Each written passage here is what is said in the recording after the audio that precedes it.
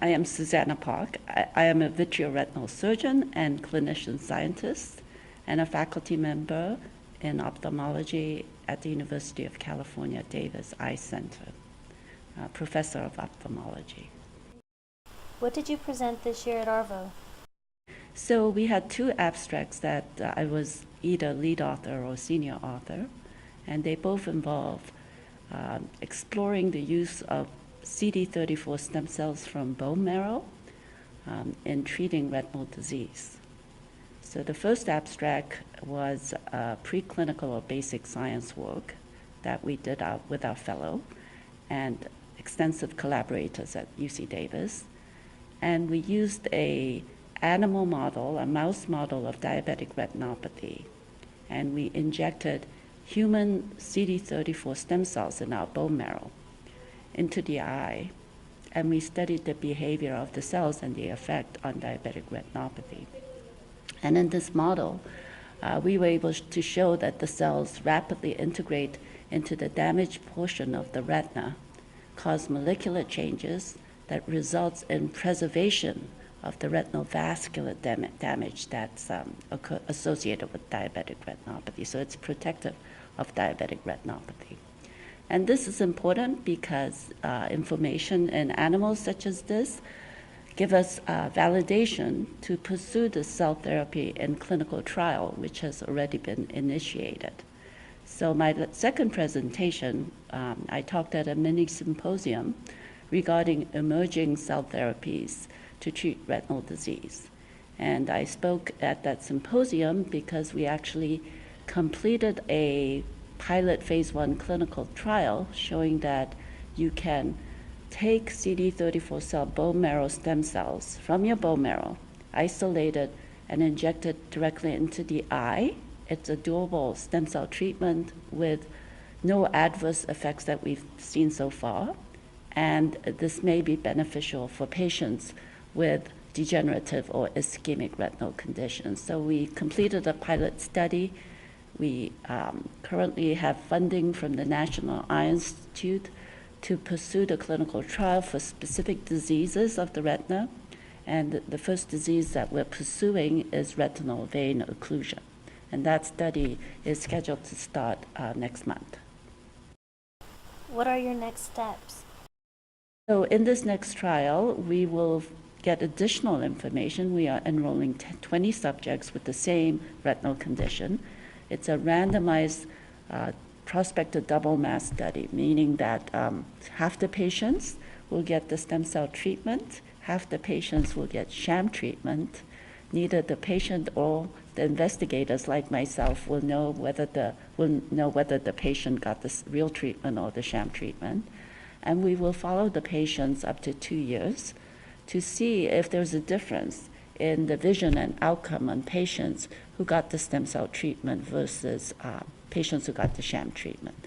And this is a way to validate whether any visual gain or improvement we see in patients is actually an effect of the stem cell treatment and not just a natural course of the condition that they have.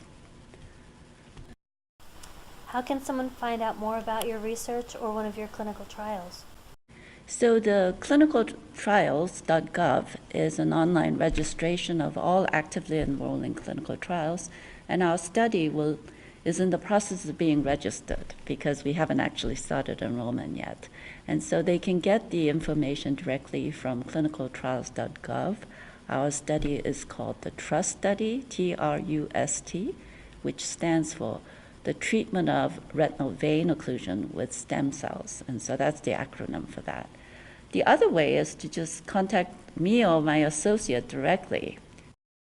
How long before this could be a viable treatment in patient care? So that would depend on the outcomes of our study. The TRUST study is still a very early phase clinical trial, phase 1-2. We have to complete a phase 3 study before it becomes standard of care. So we're still a ways away, and the progress or how quickly we progress to phase 3 would depend on the outcome of the current ongoing studies. It will also depend on other cell therapies that people are exploring and how they show benefit relative to our cell therapy. and also, more importantly, getting funding support to do these clinical trials. These clinical trials are actually very costly, and we can only progress if we get funding support for these trials. Are there any other projects you're working on in your lab that you'd like to share?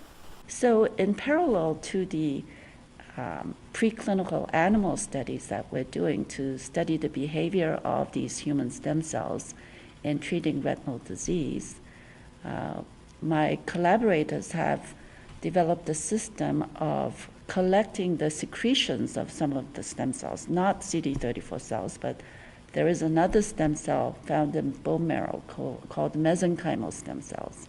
And these cells are present in very low concentration in bone marrow, but we think they play an important role in regulating the regenerative effects of the CD34 cells. So mesenchymal stem cells themselves have been explored in clinical trial to treat retinal disease. And there seems to be some benefit. The issue with mesenchymal stem cells is that they may not be safe, because in the 2 clinical trials that have been published in countries outside the US, they have noted significant side effects in some patients. You use the same stem cells, some patients do fine, some patients not. So one way to get around the potential adverse effects of using mesenchymal stem cells is to harvest the secretions, or what they release to the surrounding environment that causes tissue regeneration. They use extracellular vesicles such as exosomes to package the biologic factors that have effects on neighboring tissue.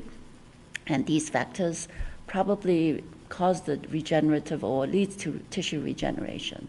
So our collaborators have developed a system where they can collect just what the stem cells secrete. And we are in the process of doing parallel studies in animals to see if these secreted extracellular vesicle or exosomes could mimic the effects of stem cells or enhance the effects of stem cells, the CD34 cells. And if it is a safer alternative, it is something that we could potentially explore in future clinical trials in place of cell therapy or as adjuvant therapy to cell therapy. So we're always exploring ways to further enhance the treatment that we have.